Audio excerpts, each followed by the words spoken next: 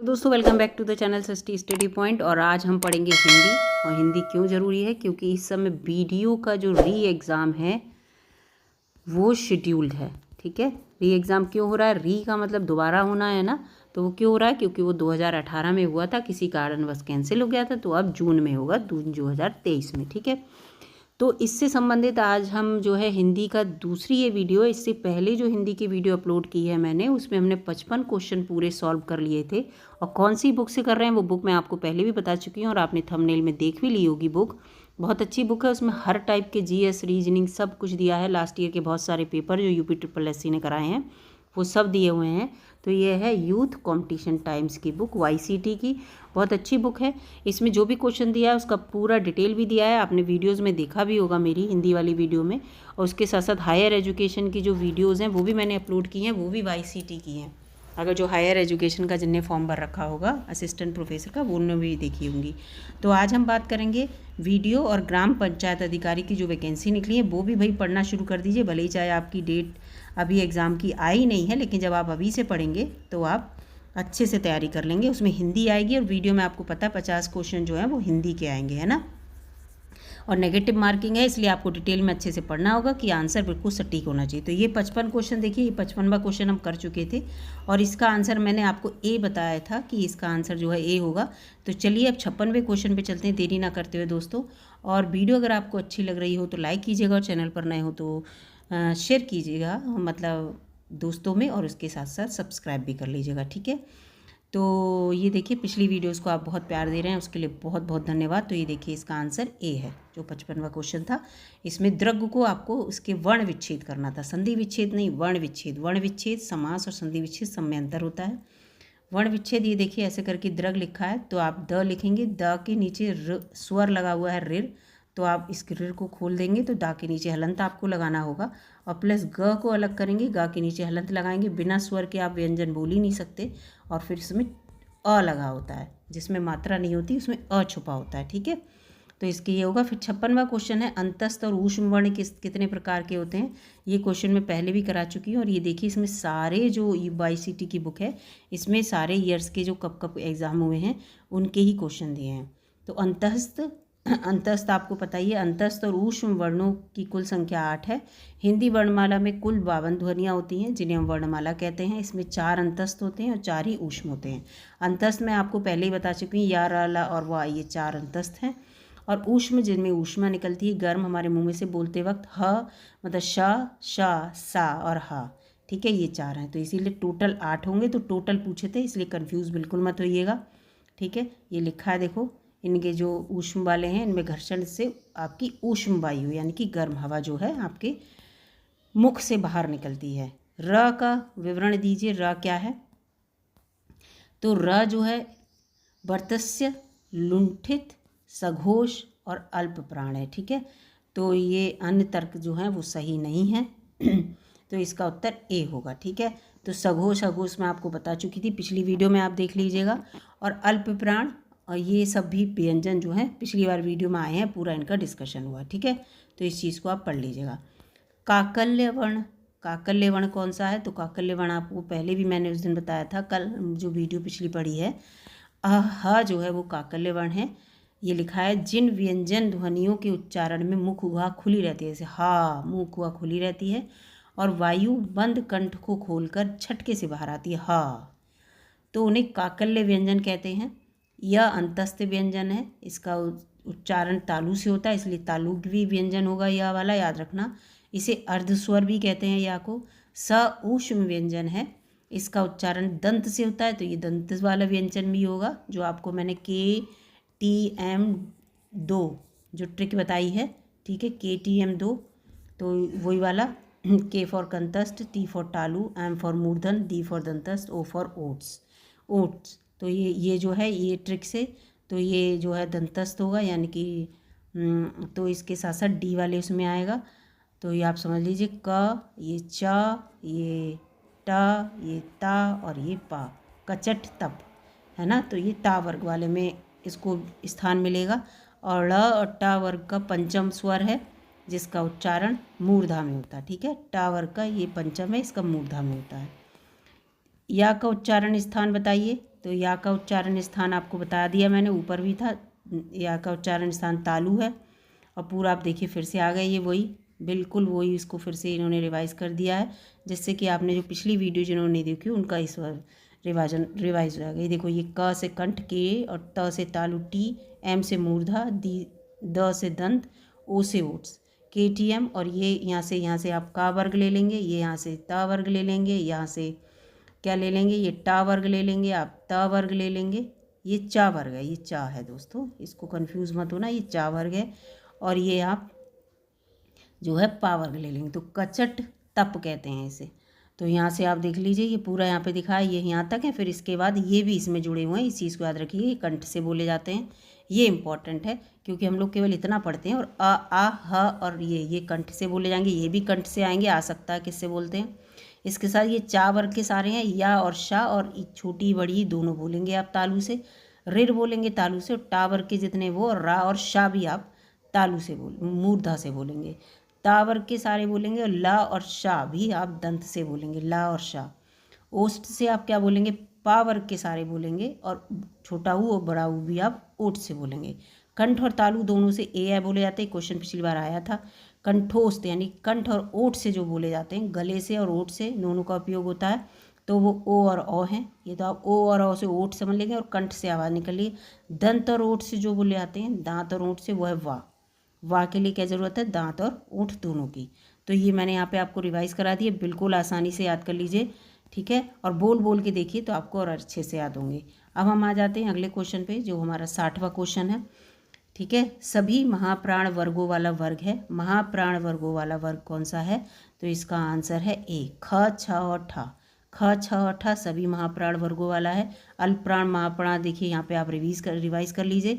सभी वर्गों का पहला, तीसरा और पांचवा, ये जितने हैं ये अल्पप्राण में आते हैं, और अंतस्थ व्यंजन जो होते हैं वो आते हैं, ठीक है। अंतस्थ व्यंजन कौन से बताए थे मैंने, या, रा, ला और वा, ये अंतस्थ थे ये चारों। और यानी कि अगर आप क, ख, ग, घ, ण लिख रहे हैं तो क्या लिखा है, सभी वर्गों का पहला, तीसरा और पांचवा, यानी कि क, ग, ण, ये तीन। और ये ऐसे ही चा वर्ग में भी च, छ, जा, झा, या, तो इसमें पहला, तीसरा और ये आखिरी, ये ऐसे ही सारे वर्ग जो मैंने आपको KTM 2 बताए हैं, ठीक है, इसको याद रखिएगा। इसके जो पहले, तीसरे, पांचवें होंगे वो होंगे अल्पप्राण, और सभी वर्गों का दूसरा, चौथा और ऊष्म व्यंजन कौन से बताए थे, ऊष्म व्यंजन जिनसे ऊष्मा निकलती है, कौन से, एक तो स, श, फिर ये वाला एक शा भी था, ये स था, और हा, यही तो थे, यही थे। यहाँ पे यहाँ पे फिर से एक बार देख लेते हैं, जिससे कि आपको बिल्कुल कन्फ्यूज़न ना हो कि कौन से ऊष्म व्यंजन है, कौन से अंतस्थ व्यंजन है। ये देखो आ गए, ये ऊष्म व्यंजन है, ठीक है।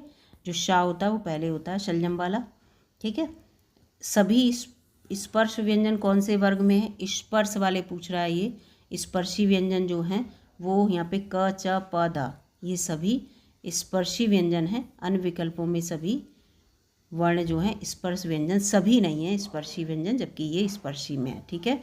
स्पर्शी कौन से, जो 5 वर्ग में आ रहे हैं वो, ठीक है। इसमें या देखो अलग है, हा अलग है, इसमें भी हा अलग है, ये काय में आएंगे, ये उसमें आएंगे ऊष्म व्यंजन में। इसलिए स्पर्शी जो है जो 5 में, KTM 2 वो याद रखना, उससे संबंधित है। उसके अगर वर्ग का कोई भी है तो स्पर्शी है, किस किस भाग से मुख के स्पर्श कर रहा है, इसलिए हम होते हैं। कंठ जो स्पर्श करेंगे वो कंठ।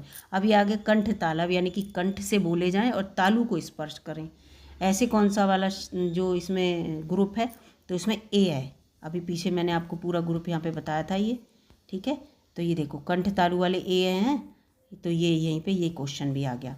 तो ए, यानी कि तालु को टच करते हैं, हम बोलते हैं जीव। जीव हमारी किस पार्ट को, जीव हमारी तालु को टच कर रही, देखो ए हल्का सा टच करेगी, और हमारे कंठ से इनकी आवाज़ आएगी। मुख और जीव का रोल जो रहता है वो है। कंठ तालव ये हैं, ऊ और ऊ उच्चारण स्थान ओष्ठ होता है, और रा और शा का स्थान जो है मूर्धा होता है, और आ का उच्चारण स्थान कंठ होता है, ठीक है। ये लिखा स्पर्श व्यंजन, कंठस्थ ध्वनि, अघोष, महाप्राण ध्वनि सब होती है, जिसमें वो है खा। किस में होती है, खा में। खा स्पर्श व्यंजन भी है, कंठस्थ से बोला जाता है। अघोष है ये, क्योंकि अघोष में क्या होता है, अघोष में दूसरा और चौथा अघोष होता है ना, पहला, तीसरा और पांचवा सघोष होते हैं। और महाप्राण भी है, ठीक है। तो अघोष में क्या होता है, नहीं अघोष में जो होता है पहला और दूसरा अघोष होता है, पहला और दूसरा अघोष होता है। महाप्राण का बता दिया मैंने, पहला दूसरा जो आपका वर्ण है वो अघोष है, तीसरा चौथा पांचवा जो है आपका सघोष में आएगा, ठीक है। जबकि अल्प प्राण और महाप्राण में क्या होगा, पहला तीसरा और पांचवा आपके जो होंगे वो काय में आएंगे, वो आएंगे अल्प प्राण में, ठीक है। पहला तीसरा और पांचवा अल्प प्राण में है और चौथा दूसरा और चौथा महाप्राण में आएंगे, ये इनका है। लेकिन सघोष अघोष में क्या है कि अघोष में जो होगा वो पहला और दूसरा आएगा और सघोष में तीसरा चौथा और पांचवा आएगा, ठीक है। ये बिल्कुल कन्फ्यूजन दूर कर लीजिए। तो ये स्पर्श व्यंजन है क्योंकि ये क ख ग की श्रेणी में आ रहा है, इसे स्पर्श कर रहा है, कंठ से बोला रहा है, का की श्रेणी वाले सब कंठस्थ होते हैं। अघोष में है क्योंकि ये दूसरा वाला पहला दूसरा अघोष के अंतर्गत जाता है, और सा और सा और सा भी। महाप्राण है क्योंकि खा दूसरा और चौथा जो है वो महाप्राण में आते हैं, तो इसलिए इसमें सारे कैरेक्टर विद्यमान हैं।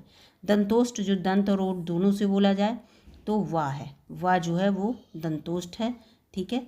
तो इस चीज़ को याद रखिएगा, ये क्वेश्चन बिल्कुल वाह दंतोष्ठ है। या जो है वो तालु से बोला जाता है, फा जो है ऊँट से बोला जाता है, पा वाली लाइन में है, ठीक है। KTM 2 ओ पा वाली लाइन में होता है, और रा मूर्धा से बोला जाता है, ठीक है। इस चीज़ से ये आपके कितने क्वेश्चन होगा, ये आपके 64 क्वेश्चन होगा। अब 65वें क्वेश्चन पे आते हैं। 65वां क्वेश्चन क्या कहता है, जब एक ही ध्वनि का द्वित्व हो जाए, एक ही ध्वनि का द्वित्व हो जाए तो वो क्या कहलाती हैं, वो युग्मक ध्वनियाँ कहलाती हैं। क्या कहलाती हैं, युग्मक ध्वनियाँ, ठीक है। द्वित्व द्विभागों में, युग्मक माने क्या होता है, दो भाग एक बन जाए, दो भाग जुड़े और एक बन जाए, युग्मक बनता है। जाइगोट जो होता है वो, ठीक है। निम्न में से दीर्घ स्वर, दीर्घ और ह्रस्व स्वर मैंने आपको पढ़ाई हैं, तो दीर्घ स्वर आप बताओ इसमें से कौन सा है। तो दीर्घ स्वर जो है इसमें से जो है दोस्तों आ है, जबकि ए आए ओ और संयुक्त स्वर हैं, ठीक है। इसलिए आप कंफ्यूज मत होना। और छोटा आ, छोटी ई, छोटा ऊ और ऋण जो है वो ह्रस्व स्वर हैं, ठीक है। और बड़ा आ, बड़ी ई, बड़ा ऊ और ये सब जो हैं दीर्घ स्वर हैं। देखो लिखा है, ये ह्रस्व स्वर हैं, ये दीर्घ स्वर हैं।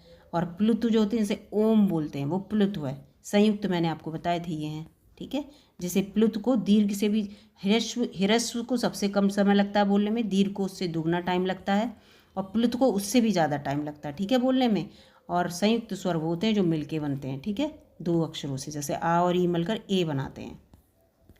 फिर है अंतस्थ व्यंजन। अंतस्थ व्यंजन बार बार वही आ रहा है। अंतस्थ व्यंजन कौन से, यारा लावा अंतस्थ व्यंजन है, तो इसका उत्तर क्या होगा, या होगा, ठीक है। संयुक्त व्यंजन जो होते हैं दो अक्षरों से मिलकर बनते हैं, जैसे शा जो है का और शा से, त्रा जो है ता और रा से, और ज्ञा जो है उसे ज्या कहते हैं, जा और यहाँ से मिलकर बनता है, और श्रा जो है शा और रा से मिलकर बनता है, ठीक है। इस चीज़ को याद रखिएगा। और फिर ये पूरा लिखा ही है ऊष्म। और ये पंचमा अक्षर जो होते हैं, लास्ट वाले अक्षर होते हैं, जो हमारे जो जितने भी ये वर्ग वाले होते हैं, हमारे स्पर्श व्यंजन जितने भी हैं, उन स्पर्श व्यंजन का जो आखिरी वाला होता है वो हमारे पंचमाक्षर के नासिका से बोलने जाने वाले होते हैं। महाप्राण व्यंजन पहले ही आपको बता दिया था, महाप्राण कौन सा होता है। महाप्राण जो होता है प्रत्येक वर्ग का दूसरा और चौथा होता है, और पहला तीसरा और पांचवा जो होते हैं वो अल्प प्राण होते हैं, याद रखना। तो महाप्राण इसमें कौन सा है, तो इसमें महाप्राण जो है भा है, क्योंकि प फ भा, मा, प फ ब आएगा ना, ब आएगा यहाँ पे, तभी तो मैं कह रही हूँ तीसरे पे कैसे आ गया। ये है देखिए, प फ ब भ और मा, तो ये क्या हो गई, दूसरा, ये चौथा, तो ये कौन से होंगे, महाप्राण होंगे, और ये वाले जो होंगे ये अल्प प्राण होंगे, है ना। तो ये चीज़ है, ठीक है। इसके साथ साथ आपको और भी बता रहे हैं कि जो ऊष्म वर्ण है ये भी सब महाप्राण में आते हैं, इसको याद रखिएगा, जबकि अंतस्थ जो होते हैं वो अल्प प्राण में आते हैं। अघोष वर्ण कौन सा है, अघोष और सघोष। तो अघोष सघोष आप बताओ। अघोष सघोष मैंने आपको बताया अभी। तो अघोष सघोष का भी यहाँ पे दिखा है कि प्रत्येक का पहला और दूसरा दो है, वो अघोष बताया था, पहला और दूसरा प्रत्येक व्यंजन का लाए, जो प्रत्येक स्पर्श व्यंजन का, और तीसरा चौथा और पांचवा सघोष है। तो ये अघोष में पहला और दूसरा होगा।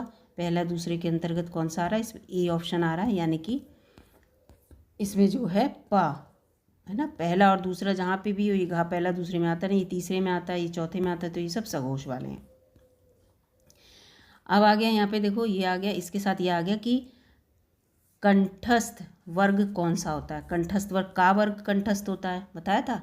तो का वर्ग में ही देखो कंठस्थ आ गया, इसके साथ साथ हा बताया था कंठस्थ है, और आ और हा ये तीनों कंठस्थ हैं, ठीक है, तीनों ही कंठस्थ हैं और का वर्ग के सब कंठस्थ हैं, इतना याद रखिएगा, ठीक है। पा फा भा भा मा कौन से व्यंजन होते हैं, तो KTM 2 याद रखना, KTM 2, दो का मतलब पा वाला ओ है, ओ फॉर ओष्ठ से रिलेटेड होगा, तो ये ओष्ठ वाले होंगे, ऐसे आप बिल्कुल याद रखेंगे तो कभी नहीं भूलेंगे, तो ये ओष्ठ है, ठीक है, लिखा है, देखो पा वर्ग जो है ओष्ठ है, ये जो है दंत है, ये तालव्य हैं और ये कंठ हैं, ठीक है। कंठ में और भी, इन सब में और भी जुड़े हैं, स्वर जुड़े हैं और स्वर भी जुड़े हैं, याद रखना, और व्यंजन भी जुड़े हैं, याद रखना। दो व्यंजन जब एक साथ मिलते हैं तो क्या कहलाते हैं, जब हम दो व्यंजन को एक साथ मिलाते हैं तो वो संयुक्त व्यंजन हो जाता है, जैसे कि शा है, त्रा है, ज्ञा है, श्रा है, हैं, और लेकिन संयुक्त स्वर भी हैं, संयुक्त, ये व्यंजन की बात हो रही है, स्वर भी हैं, ए ऐ ओ औ, ठीक है, ये स्वर हैं। आप जानते होंगे स्वर और व्यंजन तो अंतर पता ही होगा, जो ऊपर वाले हम जब वर्णमाला में पढ़ते हैं आहा तक, और क से लेकर वो व्यंजन में आते हैं। अब इसमें अल्प प्राण और महाप्राण फिर से वो लिखा है, अल्प प्राण में क्या है, पहला, तीसरा और पांचवा अल्प प्राण में है, और दूसरा और चौथा महाप्राण में है, ठीक है। और इसके साथ साथ ये लिखा है का वर्ग के ये होगा ऐसे, चा वर्ग के ये होगा ऐसे, ये बता रहे हैं, ठीक है, तो ये ज़्यादा कठिन नहीं है। अगला क्वेश्चन है, वर्ण तालिका के अनुसार ह्रस्व, दीर्घ और प्लुत कौन से होते हैं, तो जो स्वर होते हैं वही तो होते हैं ह्रस्व, दीर्घ और प्लुत, स्वर ही तो होते हैं। स्वर वालों में ये वाले जो होते हैं ह्रस्व कर लिए जाते हैं, इनको अलग कर लेते हैं, ये स्वर ये दीर्घ में जाते हैं, प्लुत जो होता है वो ओम में होता है, इसमें ओम ओम जुड़ा है, ठीक है। सघोष वर्ण, सघोष अघोष फिर आ गया, सघोष कौन सा बताओ, सघोष अघोष कौन से होते हैं, सघोष अघोष देखो यहाँ से, अघोष मैं आपको बता दी, प्रत्येक वर्ग का पहला और दूसरा अघोष है, पहला और दूसरा अघोष है, और श और स अघोष है। अब यहाँ पे बताओ, पहला दूसरा, ये पा पहला है और ये ता था, ये दूसरा, ये नहीं होगा, पा फा बा सा शा, तो ये भी नहीं होगा, बा होना चाहिए इसका उत्तर, ठीक है। तीसरा अब देखते हैं कौन सा होगा 73 का, देखो तीसरा ये बा है सघोष, ऐसे करके याद कर लेंगे आप, बिल्कुल भूलेंगे ही नहीं, एक बार बस रट लीजिए कि कौन कौन से बा इसमें सघोष है, ठीक है। इसका बात भी बताया, जिन ध्वनियों के उच्चारण में स्वर तंत्रियों में कंपन होता है वे सघोष कहलाते हैं, जैसे हर वर्ग का तीसरा, चौथा और पांचवा सघोष है, ठीक है। ऊष्म व्यंजन कौन सा होता है, जिसमें हवा निकलती है, तो कौन सा, श श स हा जो है ऊष्म व्यंजन है, ठीक है, ये बता चुकी हूँ। हिंदी वर्णमाला में अंतस्थ कौन सा होता है, य र ल व ये होते हैं, ये बिल्कुल इनको रट लीजिए, बिल्कुल ये क्वेश्चन देखिए पलट के वही हैं सब। हिंदी वर्णमाला में ऊष्म व्यंजन देखो फिर से आ गया, स हा ये हैं, आ गया ऊष्म व्यंजन, हैं सब वही एग्जाम में जो आएंगे, ठीक है। अब लिखा है कुल वर्ण लिपियाँ बताओ कितनी होती हैं, तो वर्ण लिपियाँ आपको पता कितनी होती है, 52 है, जिसमें 11 स्वर होते हैं, 33 व्यंजन होते हैं, और जो रिमेनिंग होते हैं वो बचे हुए होते हैं, ठीक है, ठीक है। ये लिखा है 11 स्वर है, देखो 5 ये हैं, ये सब काउंट कर लेना आप, ये सब आप जब ऊष्म अंतस्थ सब अलग सेपरेट करके सब काउंट करेंगे तो 52 बैठेंगे, आप देख लेना, ठीक है, इस चीज़ को याद रखना। अगला क्वेश्चन है यहाँ पे, ज़्यादा बड़ी वीडियो ना हो दोस्तों, इसलिए मैं कोशिश ये कर रही हूँ कि जल्दी जल्दी आपको बता दिया जाए। देखो संयुक्त व्यंजन ये होते हैं जो 2 अक्षरों से मिलकर बनते हैं, अयोगवा अंग और आहा है, इसे अनुस्वार कहते हैं, इसे विसर्ग कहते हैं, अलग अलग, वैसे दोनों को मिलाकर अयोगवा कहते हैं, लेकिन अंग अकेले बोलेंगे तो इसे क्या बोलेंगे, अनुस्वार, और आहा को बोलेंगे विसर्ग, ठीक है, ये भी याद रखना। द्विगुण, द्विगुण जिसके द्विगुण हैं, ठीक है, ये हैं दोनों, तो कुल 52 हो जाएंगे सबको आप जब जोड़ेंगे। मध्य स्वर किसे कहते हैं, मध्य स्वर जिन स्वरों के उच्चारण में जीभ का मध्य भाग दबता है, देखो है मध्य भाग काम कर रहा है, उसे मध्य स्वर कहते हैं। जैसे अ को आप बोलिए, देखिए जीभ जो है आपकी गड्ढा जैसा हो जाएगा जीभ में। निम्न में से कंठ वर्ग कौन से हैं, कंठ से कौन से बोले जाते हैं, तो कंठ से मैंने आपको बताया था क से कंठ, क से का वर्ग के सारे कंठ से बोले जाते हैं, और मैंने बताया था आपको छोटा आ, बड़ा और हा और विसर्ग ये सब कैसे बोले जाते हैं, कंठ से। अब इसमें का वर्ग दिया ही नहीं है, आप कन्फ्यूज हो जाओगे, केवल का वर्ग रट के जाओगे, अरे का वर्ग का कोई है ही नहीं, क से कंठ, तो ये भी कंठ से होते हैं, ठीक है, ये अभी बताए थे मैंने, तो इसीलिए मैंने ऐसे कहा। र और माँ बन के क्या बनता है, ये र स्मॉल है और ये माँ, तो क्या बन, र आधा है, ये माँ है, ये स्मॉल नहीं आधा बोलते हैं इसे, ठीक है, ये जो हलंत लगा होता है इसे आधा बोलते हैं, और माँ, तो बताओ इसमें क्या होता है, तो र और माँ बन के ये बनेगा, क्योंकि माँ पूरा है, पूरे माँ के ऊपर आधा र लगा है, ठीक है, तो ये बनेगा। जब हम इसे खोलेंगे तो इसे आप याद रखना, जब हम इसे इसका विच्छेद करेंगे तो ऐसे होगा, ठीक है, जैसे हम लिखते हैं जैसे हम क्या लिखते हैं, हम लिखते हैं ये ऐसे करके दिया लिखते हैं, विद्या लिखते हैं, विद्या आपने देखा होगा, तो इसमें क्या है, द आधा है और या है, ठीक है, ये है इसमें, इसके बारे में बता रही हूँ मैं आपको, ठीक है, याद रखना। तो इसी तरह से होता है। प्र में पूर्ण वर्ण है, पूर्ण वर्ण क्या है, तो पूर्ण वर्ण जो है प्र में वो जो होगा रा होगा, ठीक है, क्या होगा, रा होगा। जैसे ये नीचे लगा है तो ये जो रा है वो पूरा है और पा जबकि इसमें आधा है, तो प्र को ऐसे लिखेंगे, ठीक है, ठीक है, पा आधा और रा, तभी तो हम इसे क्या बोलेंगे, इसे म्र बोलते हैं, म्र बोलते हैं। म्र का मतलब क्या हुआ, माँ पूरा है और रा आधा है, ठीक है। ऐसे ही हम इसे क्या बोलते हैं, इसे बोलते हैं प्र, ठीक है, नहीं इसे म्र नहीं बोलेंगे, इसे इसमें र पहले बोला जाएगा, ठीक है, इसमें र पहले, जैसे मर्म लिखा है मान लो, तो मर्म में ये वाला रा बीच में बोला जाएगा, ये रा पहले बोला जाएगा। जब ये पहला बोला जा रहा है तो ये अधूरा है, ये पूरा है, ठीक है, ये पहचान है। इसको क्या बोलेंगे, इसको थोड़ा कन्फ्यूज़न हो गया दोस्तों बोलते वक्त, तो इस चीज़ में बिल्कुल कन्फ्यूज़ मत होइए। जबकि इसे बोलेंगे म्र, इसे म्र बोलेंगे, लेकिन इसमें क्या है, इसमें र पहले बोला जाएगा ये, तो इसीलिए ये आधा है। जबकि इसमें जो है, इसमें क्या होगा, इसमें बताइए, इसमें जो है इसे म्र बोलेंगे ना, तो इसमें म आधा होगा, रा पूरा होगा इस वाले में, ठीक है, इसमें म आधा है, रा पूरा है, जबकि इसमें र आधा है और मा पूरा है, ठीक है। इस चीज़ को याद रखना, बार बार बता रही हूँ, थोड़ा सा मुझसे कन्फ्यूज़न हो गया था तो मैं इसलिए क्लियर कर रही हूँ। बिल्कुल सेम यहाँ पे जैसे म्र वाला था वैसे प्र वाला है यहाँ पे, ठीक है। इसमें भी क्या है, जो प पहले और जो दिया है वो आधा होगा और रा जो है पूरा होगा, ठीक है, इसे प्र लिखेंगे। फिर से बोल रही हूँ दोस्तों, इन दोनों में अंतर है। इसमें आपको बता दूं कि जो अक्षर आप जैसे म्र बोल रहे हैं, म्र, तो माँ इसमें जो है आधा होगा, रा बाद में, इसमें रा पहले बोल लिखा जाता है, आप मैंने पहले बताया था मर्म लिखेंगे तो रा आधा होगा। उद्यान का शुद्ध वर्ण विच्छेद बहुत सरल है। उद्यान जैसे यहाँ भी मैंने विद्यालय ही बताया, तो उद्यान में क्या होगा, ऊ आप लिखेंगे, ऊ आपने लिख लिया, ऊ के बाद क्या करेंगे, फिर ऊ के बाद आप करेंगे इसमें लिखेंगे द, क्योंकि ऊ क्या है, ऊ स्वयं में स्वर है, स्वर में अ नहीं लगाएंगे, याद रखना, व्यंजन के साथ स्वर जुड़ता है। ये लिख लिया आधा द, क्योंकि द बोल रहे हैं तो द में द आधा जो पहले बोला जाता बताया था वो आधा होता है। फिर आप लिखेंगे य, और या के साथ आ का स्वर लगा बड़ा, तो वो बड़ा जोड़ देंगे, और ठीक है, इसके साथ क्या करेंगे आप, फिर इसके साथ न लिखेंगे, फिर ना में भी हलंत लगाएंगे, फिर ना में क्या जुड़ा है, ना में जुड़ा है आ, छोटा आ जुड़ा हुआ है, जिसमें मात्रा नहीं होती इसमें छोटा आ छुपा हुआ होता है, ठीक है। तो इसमें ये होगा, ये इसका वर्ण विच्छेद हो गया, ठीक है, इसको याद रखना। इसमें या के नीचे भी हलंत आएगा यहाँ पे, ठीक है। जैसे ही आप वर्ण को अपने स्वर से, व्यंजन को स्वर से अलग करेंगे, वैसे ही व्यंजन के नीचे आपको हलंत लगाना ही पड़ेगा। जैसे मान लो आप या ऐसे लिख रहे हैं तो ठीक है, लेकिन अगर इसका वर्ण विच्छेद करना है तो आपने अगर इसका वर्ण विच्छेद किया तो आप यहाँ पे लगाएंगे हलंत प्लस आ लगाएंगे, ठीक है। ये आपका ये हो गया यहाँ पे, ठीक है, ये दोनों सही हैं। अब आ गया कि इसमें से कौन सा स्पर्श संघर्षी है, यानी कि बोलते वक्त जीव का घर्षण होता है, तो इसमें ज जो है वो स्पर्श संघर्षी है, ठीक है। ज कौन सा है, स्पर्श संघर्षी है, याद रखना, ठीक है। और उसके अलावा और उसके साथ साथ स्पर्श संघर्षी और वो होते हैं जैसे क वर्ग, चा वर्ग, KTM 2, ये सब स्पर्श व्यंजन है ना, KTM 2 वाले सब स्पर्श व्यंजन है। तो र श हा तो नहीं है, लेकिन जा इसमें है, ठीक है। ये जो कौन सा है, हा वाला कौन सा होता है बताओ, हा जो होता है वो ऊष्म व्यंजन होता है, ठीक है। और ये शा भी ऊष्म व्यंजन होता है, ठीक है, इस चीज़ को याद रखना। 85 ऐ के उच्चारण स्थान कौन सा है, तो ऐ का उच्चारण स्थान बताया था आपको कौन सा होता बताओ, ऐ के उच्चारण स्थान का क्वेश्चन आया था, अभी क्वेश्चन आपने देखा था। तो ऐ का जो उच्चारण स्थान कंठ तालव्य था, कंठ तालव्य, पहले ए आई का जो है उच्चारण स्थान कंठ तालव्य है, कंठोस्थ ओ की आवाज़ आ रही, कंठोस्थ आप अपने आप समझ लो, कंठ से बोले ओ करके बोल रहे हैं तो ये ओष्ठ।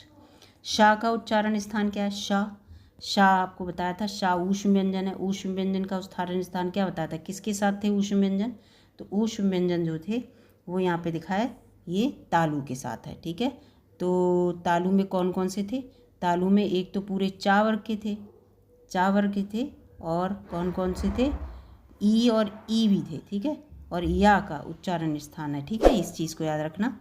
और सा और शा का उच्चारण स्थान दंत और मूर्धा है, क्रमशः लिखा है तो सा का दंत है और शा का मूर्धा है। इसके अतिरिक्त आ और क ख ग ण का एवं विसर्ग का जो है वो कंठ है। फिर से वही रिवाइज करके पूरा इसमें दिखा रहे हैं। कौन सी ध्वनि जो है महाप्राण नहीं है? महाप्राण और अल्पप्राण आपको बताया था। तो महाप्राण अल्पप्राण में पहले ही बता दिया था कि कौन कौन से होते हैं। प्रत्येक वर्ग का दूसरा और चौथा महाप्राण होता है। ये फिर से याद कर लीजिए। अल्प प्राण जो होगा पहला, तीसरा और पांचवा। और जबकि य र ल व ये जो हैं ये अल्प प्राण में आएंगे। और महाप्राण में क्या आएंगे? ऊष्म व्यंजन भी आएंगे। तो जा जो है वो जो है इसमें महाप्राण नहीं है, क्योंकि मान लो च, छ, ज और झ और यहाँ, तो इसमें क्या है? अल्पप्राण में पहला, तीसरा, पांचवा। पहला, तीसरा और पांचवा ये तो अल्पप्राण हो गए। पूछा महाप्राण, महाप्राण तो छा और छा होने चाहिए, छा और झा है, तो ये गलत है। भाषा विज्ञान की दृष्टि से ऊ किस प्रकार का स्वर है? ऊ, तो ऊ जो है इसके अंतर्गत पश्च संवृत है। पश्च संवृत का मतलब क्या हुआ कि जिन स्वरों के उच्चारण में जीव का पीछे का भाग कार्य, ऊ में पीछे का भाग कार्य कर रहा है, तो ये पश्च स्वर है। ठीक है, जैसे ये पूरा लिखा है। संवृत स्वरों को उन स्वरों को कहा जाता है जिनके बोलने में लगभग मुंह जो है बंद रहता है। ठीक है ना। और पश्च संवृत जिसमें पीछे का भाग जो है वो जीव का वर्क करे। अघोष वर्ण कौन सा? अघोष सघोष आपको बताए थे। अघोष सघोष तो प्रत्येक वर्ग का पहला और दूसरा। देखो, जिन ध्वनि को स्वर तंत्रियों में कंपन उत्पन्न नहीं होता वो अघोष होते हैं। जैसे सा और क ख च छ, यानी कि पहला और दूसरा। हर व्यंजन का, स्पर्श व्यंजन का पहला और दूसरा। ठीक है, पहला और दूसरा। और उसके साथ साथ स श सा, ये सब क्या है? अघोष में आएंगे, तो इसका डी होगा। ठीक है, क्योंकि पहला और दूसरा किसी का दी नहीं है, जबकि श श स, तीनों श जो हैं वो अघोष में आएंगे। इसको याद रखना, तीनों श। अगला क्वेश्चन है वा का उच्चारण स्थान क्या है? वा का उच्चारण स्थान जो है वो दंतोष्ठ है। ठीक है, दांत और ओठ से हम बोल रहे हैं वा, ओठ का यूज हो रहा है।